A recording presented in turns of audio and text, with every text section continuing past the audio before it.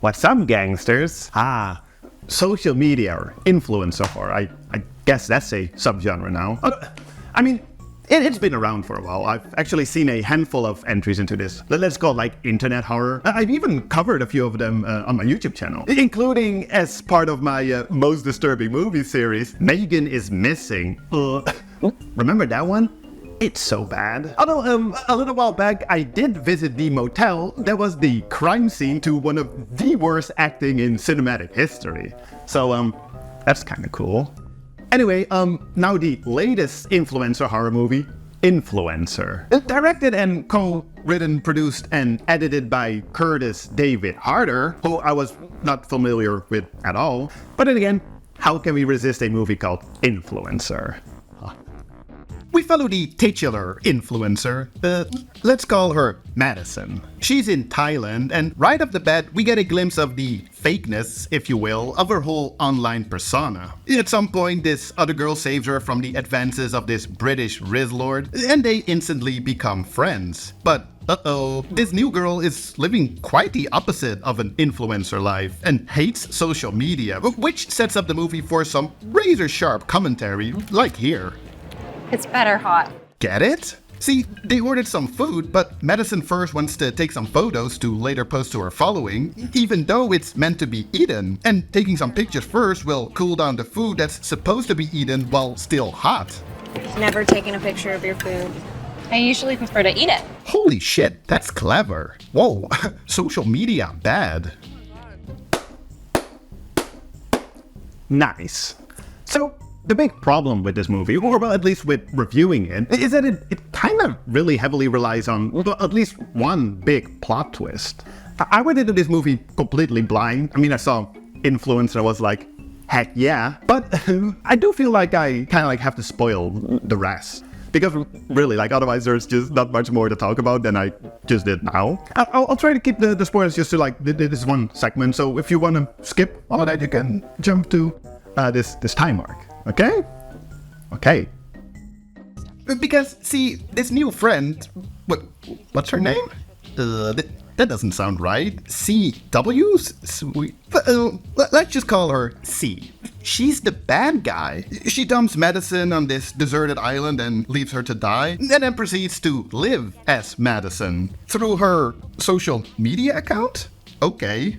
Honestly, I'm not quite sure what her endgame is here. Then again, neither does she, seemingly, as she soon finds herself spotting a new potential victim. Which left me a little confused at first, as I thought it was the same girl, Madison, that made it back to Bangkok somehow. Until I realized that this is just a completely different character, which might unintentionally be the best commentary we get here. You know, like how all influencers are kind of the same. But yeah.